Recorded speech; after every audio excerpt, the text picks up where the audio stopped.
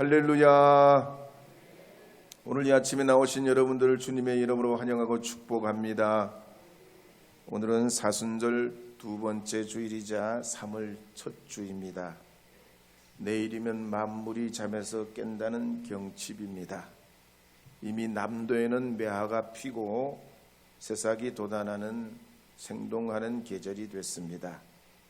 그래서 이예인 수녀님이 지으신 봄이 오는 길목이라는 시에 보면 이런 대목이 있습니다. 하얀 눈 밑에서도 푸른 보리가 자라나듯 삶의 온갖 아픔 속에서도 내 마음엔 조금씩 푸른 보리가 자라고 있었구나. 꽃을 피우고 싶어 온몸이 가려운 매화 가지에도 아침부터 우리 집 들 안에 서성이는 까치의 가벼운 발걸음과 긴 꼬리에도 봄이 움직이고 있었구나. 이 3월의 첫 주에 여러분의 가정과 직장과 일터와 사업 위에 충만한 주님의 은혜가 임하기를 빕니다. 저는 그래서 오늘 아침 창세기 12장 1절에서 4절 상반절 말씀을 통해서 믿는 자의 구원이라는 제목으로 하나님의 말씀을 전하려 합니다. 창세기는 모두 50장으로 구성이 되어 있습니다. 이 중에 창세기 1장에서 11장까지를 원역사라고 합니다. 원역사는 이 창세기 50장에 비하면 너무 짧고 이 성경 가지고 있는 66권에 비하면 아주 작은 부분입니다. 그렇지만 이 원역사 창세기 1장 1절부터 11장 안에는 하나님께서 태초를 창조하신 이야기가 있고 또 사람의 불의에 관한 이야기가 있기에 원역사, 태초의 역사, 원시의 역사, 프라이머블 히스토리라는 그런 이름을 쓰고 있습니다. 그리고 나머지 이제 창세기 12장부터 50장까지는 아브라함, 이삭, 야곱, 그리고 요셉에 관한 이야기로 끝맺음하는 것이 창세기입니다. 이 창세기를 그래서 종합하면 하나님 은혜로 시작된 인류가 구원을 얻는 이야기요, 아담과 노아와 아브라함과 이삭과 야곱과 요셉이 나오는 이야기입니다. 그래서 오늘 본문으로 삼고 있는 12장 1절에 보면 이렇게 기록하고 있습니다. 12장 1절 말씀 읽어보겠습니다. 여호와께서 아브라함에게 이르시되 너는 너의 고향과 친척과 아버지의 집을 떠나 내가 네게 보여줄 땅으로 가라. 창세기 11장에 보면 사람들은 평지에 거주했습니다. 벽돌을 구워 만들고 성읍과 탑을 건설했는데 그들은 하나의 민족과 언어를 이루면서 영향력을 키워나갔습니다. 그랬지만 세력이 넓어지고 힘이 세지니까 점점 오만하고 교만해져서 하나님께 도전할 때 하나님은 그들을 흩어버리십니다. 그런데 이제 창세기 이 12장으로 넘어오게 되면 하나님께서 한 사람 아브라함을 바라보십니다. 그리고 너는 고향 친척 아비 집을 떠나 내가 내게 지시할 땅으로 가라 그러셨습니다. 전능하신 하나님께서 세상에 많고 많은 사람 중에서 아브라함을 지명하여 부르시고 말씀하셨다는 것은 특별한 은총이요 말할 수 없는 복입니다. 왜냐하면 창세기 전체를 보더라도 하나님께서 이 아브라함에게 이렇게 말씀하시듯 대화하는 장면은 그렇게 많지 않습니다. 가령 창세기 3장 9절에 보면 아담아 내가 어디 있느냐 뭐 이런 대화예요. 또 창세기 4장 6절에 보면 가인에게 내가 분하여 하면 어찌 됨이며 내 안색이 변하면 어찌 됨이냐. 창세기 그리고 6장에서 9장 말씀에는 노아에게 말씀하시는 내용이 나오는데 내가 그들을 땅과 함께 멸하리라. 너는 고페로 나무를 가지고 너를 위해 방주를 만들되 그 안에 칸들을 막고 역청을 안팎으로 칠하라. 방주로 들어가라. 다시는 세상을 물로 심판하지 아니할 것이니 생육하고 번성하고 땅에 충만하라. 이 정도가 하나님께서 사람들에게 하신 말씀입니다. 그런데 이제 아브람을 부르시고 이제 노아가 이후에 많은 세월이 지난 다음 전능하신 하나님께서 드디어 이렇게 말씀하신 겁니다. 1절, 2절, 3절 다시 한 번 더 읽어보겠습니다. 1, 2, 3절입니다. 함께 읽겠습니다. 여호와께서 아브람에게 이르시되 너는 너의 고향과 친척과 아버지의 집을 떠나 내가 네게 보여줄 땅으로 가라. 내가 너로 큰 민족을 이루고 네게 복을 주어 내 이름을 창대하게 하리니 너는 복이 될지라. 너를 축복하는 자에게는 내가 복을 내리고 너를 저주하는 자에게는 내가 저주하리니 땅의 모든 족속이 너로 말미암아 복을 얻을 것이라 하신지라. 아멘. 이렇게 하나님께서 아브람을 불러주신 것은 정말로 특별한 은혜입니다. 그래서 19세기의 영국 침례교 목사고 설교의 왕자라는 스펄전은 말하기를 우리가 믿음으로 구원받은 건 말로 다 할 수 없는 은혜라 그랬습니다. 또 20세기 강해 설교의 권위자요 육신의 질병을 고치는 의사로 살다가 영혼의 질병을 고치는 목사가 된 영국의 마틴 로이드 존스도 말하기를 이와 같은 은총은 우리 영혼을 뚫고 들어오는 놀라운 감동이라고 그랬습니다. 그래서 우리가 보통 은혜 받은 게 아니, 우리가 예수 믿고 구원받았다는 건 평범한 일이 아니란 얘기. 그래서 바이블 사전에도 보면 구원이라는 것은 하나님의 은혜요 그 긍휼하심 때문이며 사탄의 세력과 저주로부터 구해낸 일이라. 그리고 이 구원의 정점은 예수 그리스도의 십자가와 부활이요 하나님과 단절됐던 우리 인류가 죄의 용서를 받고 회복된 것인데 이 모든 결과는 오직 하나님의 구원 행동에 있고 우리 개인의 차원에서 보자면 내 죄를 회개하고 구원이신 예수 그리스도를 받아들임으로 성립된다 그랬습니다.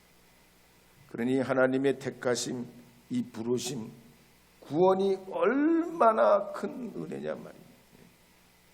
우리 전생애를 통해서 이렇게 하나님의 구원의 은혜가 임한다는 이 자체가 너무나 놀랍고 큰 하나님의 축복인 줄 믿으시기 바랍니다. 그래서 마가복음 5장 34절 이하에도 보면 해당장 야이로가 예수님께 죽게 된 딸을 고쳐달라고 간청하자 예수님께서 그의 집을 서둘러 가십니다. 그런데 도중에 사람들이 와서 말하기를 당신 딸이 죽게 됐으니까 선생님을 더 괴롭게 하지 말라 합니다. 그러자 예수님이 뭐라고 합니까? 두려워하지 말고 믿기만 하라고 그러는 거예요. 믿음 하나가 이들의 인생과 이 가정의 삶의 방향을 확 바꾸어 놓습니다. 또한 그 와중에 12의 혈루증 앓은 여인이 믿음으로 예수님의 옷깃을 만지고 나음을 얻게 됐을 때 마가복음 5장 34절에 보면 이렇게 말씀하시는 내용이 나옵니다. 함께 읽어보겠습니다. 예수께서 이르시되 따라 내 믿음이 너를 구원하였으니 평안히 가라 내 병에서 놓여 건강할지어다. 아멘. 그래서 성경에 보면 우리가 당하는 재난이나 불행이나 전쟁이나 질병으로부터 구조받았다, 위로받았다, 이겼다, 고침받았다 이런 표현 대신에 구원받았다, 구원받았다, 구원받았다 이렇게 말씀하세요. 그래서 히브리서 11장 7절에 보면 이렇게 기록하고 있습니다. 함께 읽겠습니다. 믿음으로 노아는 아직 보이지 않는 일에 경고하심을 받아 격려함으로 방주를 준비하여 그 집을 구원하였으니 이로 말미암아 세상을 정죄하고 믿음을 따르는 의의 상속자가 되었느니라. 아멘. 시편 34편 6절에도 보면 이런 말씀이 있습니다. 읽겠습니다. 이 공고한 자가 부르짖음에 여호와께서 들으시고 그의 모든 환난에서 구원하셨도다. 아멘. 출애굽기 24장 13절도 읽겠습니다. 모세가 백성에게 이르되 너희는 두려워하지 말고 가만히 있어서 여호와께서 오늘 너희를 위하여 행하시는 구원을 보라. 너희가 오늘 본 애굽 사람을 영원히 다시 보지 아니하리라. 그렇다면 하나님께서 말이죠, 우리에게 재해에도 구원, 불행에도 구원, 전쟁에도 구원, 질병에도 구원, 왜 구원 하시는가 말이에요. 성경에 보면 왜 모든 사건이 하나님의 구원과 연결되고 있는가 하는 거예요. 그것은 우리가 죄로부터 완전한 구원을 얻고 하나님의 은혜와 부요하심과 자비하심과 끝없는 사랑을 우리에게 부어주시기 위함입니다. 그래서 은혜 받을 자격도 없지만 하나님의 자비를 받기에도 합당치 않지만 흙으로 사람을 지으시고 그 코에 생기를 불어넣어 주시고 하나님의 형상을 닮게 하시고 생명과 호흡을 허락하셨습니다. 그래서 이스라엘 백성들이 말이죠, 비록 광야에서 불평, 불신앙, 불순종의 길을 가도 그들을 건져내신, 이방신들을 쫓아가고 이방신상 앞에서 절하고 심히 자식들을 그 우상들에게 잡아바쳐도 선지자들을 보내신, 그러면서 인생 채찍을 사용하셔서 그들이 하나님께 돌아와 구원을 얻도록 그 구원의 은혜 가운데 나오도록 길을 열으시고 마침내 독생자 예수 그리스도를 십자가 위에서 몸짓고 피 흘려 목숨 버려 우리의 대속 제물이 되게 하셔서 누구든지 이 땅의 죄와 저주와 사탄의 권세와 죽음과 최후의 심판에서 우리를 구원하신 줄 믿으시기 바랍니다. 그래서 오늘 이 본문 말씀에 보면 아브라함도 하나님의 이 큰 구원, 이와 같은 은혜의 응답에 임하기 위해서 세 가지로부터 떠나게 됩니다. 첫째는 본토, 두 번째는 친척이요, 세 번째는 아버지 집입니다. 아브라함의 아버지 데라는 본래 갈대아 우르에서 달신, 태양신, 온갖 우상과 미신을 섬겼던 사람이고 그걸로 밥을 벌어먹던 사람입니다. 그래서 여호수아서 24장 2절에 보면 이렇게 기록하는 내용이 나옵니다. 함께 읽어보겠습니다. 여호수아가 모든 백성에게 이르되 이스라엘의 하나님 여호와께서 이같이 말씀하시기를 옛적에 너희 조상들 곧 아브라함의 아버지 나홀의 아버지 데라가 강 저쪽에 거주하여 다른 신들을 섬겼으나. 아멘. 우리 찬송가 151장 만왕의 왕 후렴 불러보겠습니다. 후렴 십자가 불러보겠습니다. 151장 십자가 내가 처음 볼 때에 나의 마음의 큰 고통 사라져 오늘 믿고서 내 눈 밝았네 참 내 기쁨 한량없 십자가 내가 처음 볼 때에 나의 맘의 큰 고통 사라져 오늘 믿고서 내 눈 밝았네 참 내 기쁨 영원하도다. 아브라함의 아버지가 우상쟁이요 우상을 만들고 우상 때문에 벌어먹고 살던 사람이에요. 그런데다가 아브라함의 동생 하란은 말이죠. 막내 동생 하란은 롯을 낳고 갈대아 우르에서 아버지보다 먼저 죽었어요. 자식이 아버지보다 먼저 죽었어요. 그래서 창세기 11장 27절 28절에 보면 이렇게 말씀하는 내용이 나옵니다. 함께 읽겠습니다. 데라의 족보는 이러하니라. 데라는 아브람과 나홀과 하란을 낳고 하란은 롯을 낳았으며 하란은 그의 아비 데라보다 먼저 고향 갈대아인의 우르에서 죽었더라. 그러니까 자식이 죽으니까 아버지가 그 땅에서 살겠냐고요. 예? 자식이 죽으니까 그 죽은 아들이 생각나서 그 땅에 살아 그냥 먹고 살겠냐고요. 아무리 그래도 자식이 먼저 죽으니까 아버지가 그 땅에서 갈대아 우르에서 못 살고 거기를 떠나가지고 남쪽 하란 땅으로 내려와 살다가 죽습니다. 이걸 보면요, 아브라함의 가정에 과거가 있단 말이에요. 쓰라린 아픔과 상처가 있어요. 사람은 다 이런 상처가 있습니다. 떠올리기 싫고 힘들었던 과거의 그런 흔적이 있습니다. 남자든 여자든, 젊은이든 연로하신 어르신이든 누구가 누구의 자잘못을 따지기 전에 인생이란 이런 상처와 아픔이 있습니다. 그래서 헨리 나우에는 상처받은 자의 치료자라는 책을 썼어요. 상처받은 자의 치료. 우리 상처는 예수님만이 치유할 수 있다는 얘기입니다. 주님 앞에 나와야만이 치료받을 수 있다는 얘기. 그래서 창세기 12장 1절에 보면 아브라함아 너는 너의 고향 친정 아비 집을 떠나 내가 내게 보여줄 땅으로 가라 하실 때 이 아브라함이 떠나는 게 뭐가 좋아요? 굉장한 말씀의 힘을 얻고 위로를 얻습니다.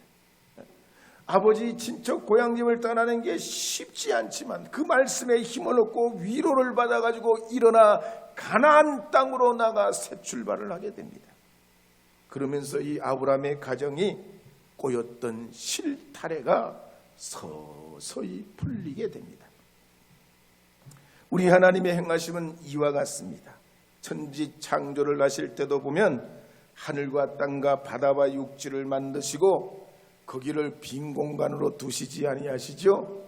하늘에는 해와 달과 별을 가장 무수하게 채우시고 공중에는 스카이 새들이 날아다니게 하시고 물속에는 물고기들이 가장 생물들이 살게 하시고 주님은 채우시는 하나님. 오늘 우리도 그렇습니다. 주님이 우리를 부르실 때는 공허한 인생을 살라고 종교생활을 하면서 그렇게 살라고 한 게 아니에요. 주님이 우리를 부르실 때는 주님의 부요하심으로 부요하게 하시고 주님의 자비하심으로 풍성한 인격을 갖게 하시고 주님의 한없는 사랑으로 여러분의 가정과 사회와 일터가 행복하기를 원하시는 줄 믿으시기 바랍니다. 그래서 나는 수입도 얼마 안 되고 건강도 좋지 않고 배움도 많지 않고 물려받은 재산도 없기 때문에 이 가난과 실패야 여러 가지 이 인생에서 벗어날 수 없는 인생이 아니라 하나님이 우리를 불러 하늘과 땅과 바다에 충만하게 하신 것처럼 여러분을 부유하게 하고 여러분이 잘되게 하시고 여러분의 삶을 충만하게 하시고 인생을 고양시켜서 아버지 그 사랑 닮아서 여러분의 삶이 건강하고 행복하기를 바라시는 것이 하나님이신 줄 믿으시기 바랍니다. 그래서 시편 81편 10절 말씀에 보면 이렇게 기록하는 걸 볼 수가 있습니다. 함께 읽겠습니다. 나는 너를 애굽 땅에서 인도하여낸 여호와 내 하나님이니 내 입을 크게 열라 내가 채우리라 하였으나. 빌립보서 4장 19절도 읽겠습니다. 나의 하나님이 그리스도 예수 안에서 영광 가운데 그 풍성한 대로 너희 모든 쓸 것을 채우시리라. 할렐루야. 채우시는 주님이신 줄 믿으시기 바랍니다. 주님이 여러분의 삶을 채우시는 줄 믿으시기 바랍니다. 1892년 미국 시카고에서 태어난 워너 솔맨의 일화가 있습니다. 이분은 25살에 결혼을 했는데 결혼한 지 얼마 안 돼 가지고 임파선 결핵 진단을 받게 됩니다. 의사가 살아봐야 석 달밖에 못 산다 그랬습니다. 젊은 나이에 청천벽력 같은 소식이죠. 더욱이 부인이 임신을 해가지고 있는데 태어날 아기를 생각하면 괴로워서 잠을 잘 수가 없었습니다. 그때 부인이 남편에게 이렇게 말합니다. 여보, 3개월밖에 못 산다는데 그렇게 생각하지 말고 하나님이 3개월 선물을 주셨다고 생각합시다. 아무것도 원망도 하지 말고 이 3개월이 얼마나 소중합니까? 이 석 달이 얼마나 감사합니까?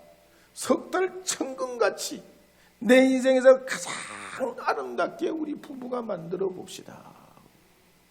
그래가지고 이 워너 솔맨이 아내의 말을 곰곰이 생각해 봤더니 옳은 말이 옆에 계신 분이 진짜 중요한 역할을 하는 거예요. 그래서 하나님이 하와를 만들 때 뭘로 만들었다고요? 예? 아담의 뭘로요? 갈비뼈. 갈비뼈가 어디 있어요? 옆구리에 있잖아. 옆구리가 굉장히 중요해요. 그리고 하여튼 이 솔맨이 생각해 보니까 아내 말이 꼭 맞아. 그래서 이제는 더 이상 원망 불평하지 않기로 작심을 하고 남은 3개월 동안 오직 하나님께 감사해야지, 하나님께 감사하며 살아야지 다짐을 하고 자기 생애의 마지막 작품이 될 헤드 오브 크라이스트, 예수님의 얼굴을 그리기로 했습니다. 정성을 다해 내 인생의 마지막 작품이니 온 정성, 자신의 모든 것을 쏟아부어서 그 그림을 그려요. 그런데 놀라운 기적이 나타납니다. 3개월이 지났는데도 안 죽어요. 6개월이 지나도 안 죽어요. 1년이 지나고 2년이 지나고 몸이 더 약해지는 게 아니라 더 건강해져 버려요. 병원에 가서 진단받았더니 임파선 결핵이 치료됐다는 거예요. 무슨 약을 먹었길래 이렇게 치료해가지고 왔냐. 그러니까 이분이 하는 얘기를 다른 약은 놓고 감사약 먹었습니다. 그래서 스가랴 8장 7절 말씀에 보면 이렇게 기록하는 말씀이 있습니다. 함께 읽겠습니다. 만군의 여호와가 이같이 말하노라. 보라, 내가 내 백성을 해 뜨는 땅과 해가 지는 땅에서부터 구원하여 내고. 하나님은 광활한 하나님이요, 해 뜨는 데부터 해 지는 데까지부터 주님은 구원해 내시는 분, 아주 귀퉁이의 하나님이 아니시라는 얘기예요. 또 마태복음 9장 22절 혈루증 앓는 여인에게 하신 말씀을 우리 함께 읽어보겠습니다. 마태복음 9장 22절입니다. 예수께서 돌이켜 그를 보시고 이르시되 따라 안심하라. 내 믿음이 너를 구원하였다 하시니 그 여자가 그 즉시로 구원을 받으니라. 아멘. 누가복음 18장 26절 27절도 읽겠습니다. 듣는 자들이 이르되 그런즉 누가 구원을 얻을 수 있나이까? 이르시되 무릇 사람이 할 수 없는 것을 하나님은 하실 수 있느니라. 아멘. 그러므로 여러분이 어디에 있든지 무엇을 하시든지 하나님의 구원이 임하는 줄 믿으시기 바랍니다. 세계와 나라가 불경기에 거금리에 고환율이라도 봄이 오는지 가는지 모른다고 해도 폐지값이 떨어지고 전쟁이 그치지 않고 지진 피해로 목숨을 잃고 열차가 충돌하고 여기저기 화재가 일어난다고 해도 하나님은 우리의 구원이시란 말이에요. 그래서 여러분의 직장과 일터와 가정과 마트에서도 버스 안에서도 지하철 안에서도 전차 안에서도 기차 안에서도 자동차 안에서도 하나님은 여러분을 구원해 주시는 줄 믿으시기 바랍니다. 만왕의 왕 함께 불러 후렴부르 십자가.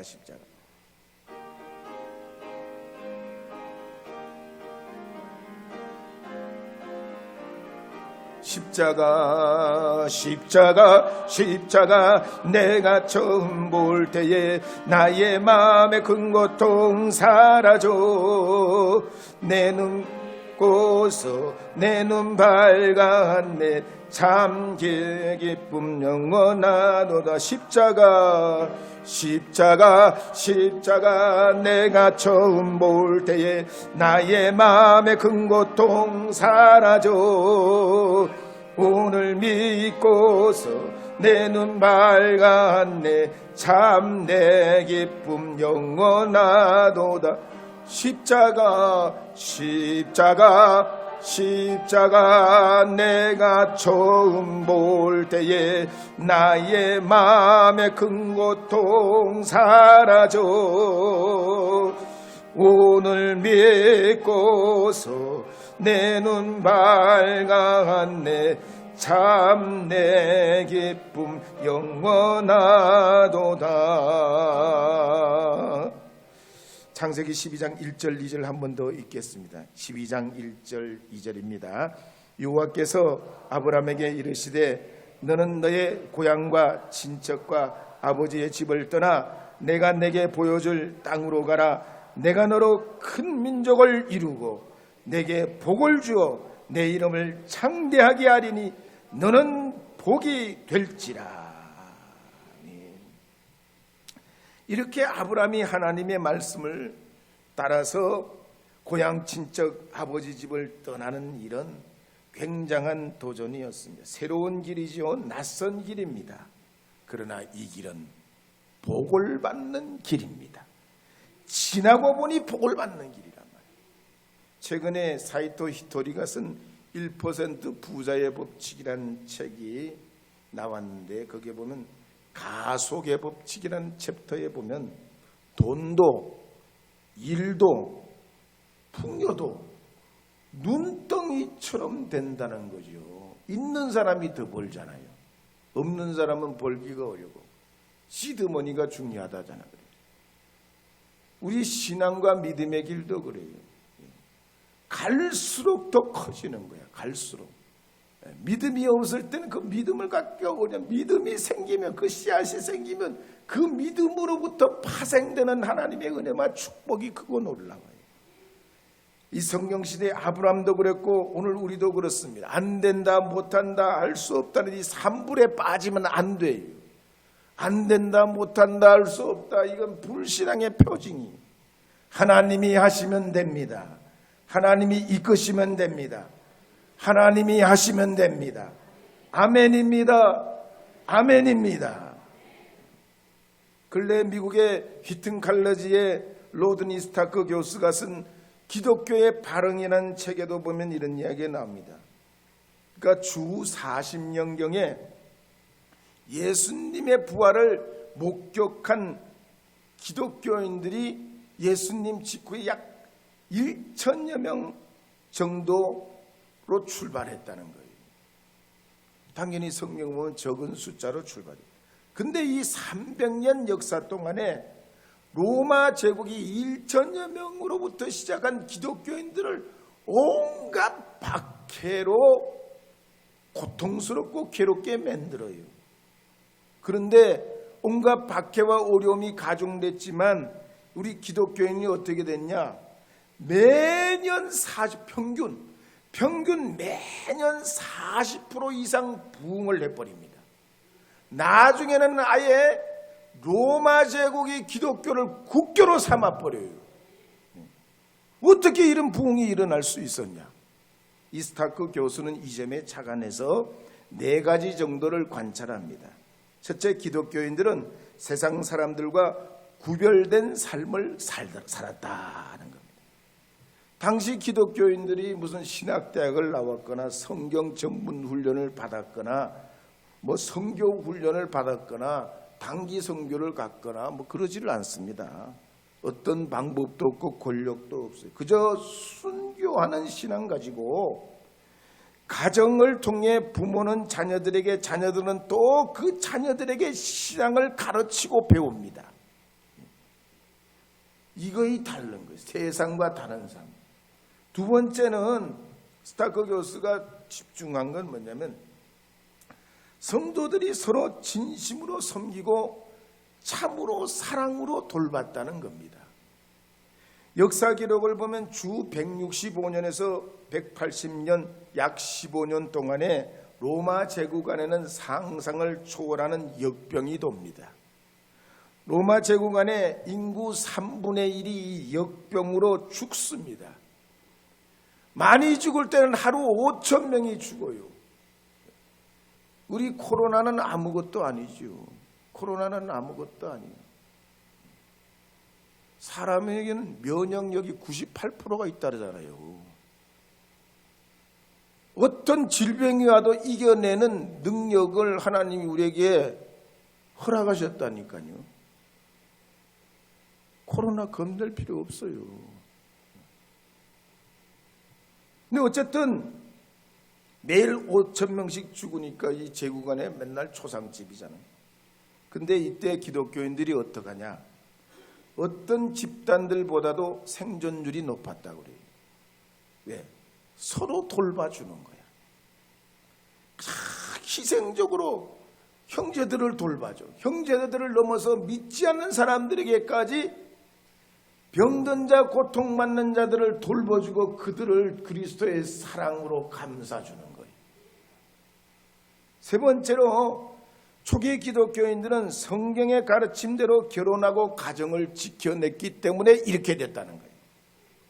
당시 로마 제국은 도덕성이 상상 이상으로 추락했습니다. 특히 배운 사람, 지식인들, 도시에 사는 사람들일수록 낙태를 많이 하고 동성애에 빠지고 매춘에 빠져서 성적 타락 생활을 했다는 거예요.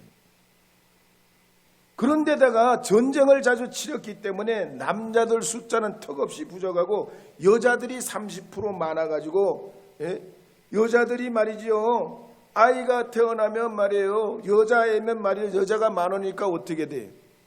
그렇지 않아도 전쟁터에 남자들이 많이 죽었으니까 또 태어난 게 여자아이야. 그래가지고 죽였다는 거야. 옛날 얘기를 들어보면 우리 증조 할머니 때도 그렇다대. 여자애들 태어나면 남존여비 사상이 있어가지고 딸 많은 집에는 그냥 여자애를 그냥 젖도 안 먹이고 그랬다고. 그런데 말이죠. 로마 제국은 하여튼 그래가지고 가정생활을 그러지. 아주 윤리적인 생활이 그랬지. 성차별을 하지. 그러니까 여자애들 낳으면 자꾸 죽여버리고 뭐 이게 하찮게 여기고 그랬단 말이에요. 그런데 기독교인들은 그렇지 않았다는 거예요. 생명을 소중히 여기는 주님의 말씀을 따라 소중히 여기고 낙태를 하지 않았다는 겁니다. 그러니까 기독교인들 출생률이 높아요. 여성들이 많으니까 자연적으로 아기 낳을 사람이 많아가지고 부흥이 되는 거예요. 부흥이 돼. 부흥이 와버리는 거예요. 마지막으로 우리 기독교인들은, 초기 기독교인들은 인종차별이나 신분차별을 하지 않고 매우 정직하고 성실하고 열심히 살았다는 연구 결과를 내놓습니다. 운동 경기를 보면 실수하는 선수들이 많습니다. 미끄러져 가지고 넘어진다든지 페널티를 당한다든지 핸들링을 한다든지 평소에 자기가 가지고 있는 실력을 가지고 해도 이길 수 있는데 실수해서 안 되는 거예요. 왜? 내가 저 사람을 꼭 이겨야 되겠다. 상대를 너무 의식하기 때문이지요. 그러면 어떻게 해야 이깁니까? 자기가 있는 것 가지고 최선을 다하면 200%가 나오는데 상대만 자꾸 보고 제가 더 잘 사니까 내가 더 잘 살아야 되겠다. 이렇게 하면 행복이 없어지는 거죠. 남과 비교하고 경쟁하고 이기려고 하다 보면 하나님이 내게 주신 은사를 까먹고 힘든 인생, 고단한 인생을 산다는 거예요. 그러기에 오늘 이 아침에 나오신 여러분은 아브라함처럼 하나님이 도전하신 대로 주님의 말씀을 따라 하나님 앞에 받은 바 별것 없지만 이 아브라함이 양치기 아닙니까? 목자 생활, 그냥 짐승 먹이는 사람 아니? 뭐 가진 게 뭐가 있어? 기술이 뭐가 있어? 아버지는 우상쟁이로 살았지만 그걸로 가나안 땅에는 못 먹고 살아. 그럼에도 하나님 말씀을 쫓아갈 때 열국의 아버지가 되고 이스라엘 민족의 조상이 되고 하나님의 축복의 상징이 되게 됐습니다. 이 아침 나오신 여러분들께서도 하나님이 주신 이 3월의 첫 주간 믿는 자의 구원을 여러분의 삶에서 날마다 때마다 경험하시는 분들이 되려면 주의 말씀을 부단히 쫓아가시고 성실로 믿음으로 승리하는 하나님의 사람들 되시기를 주의 이름으로 축복합니다.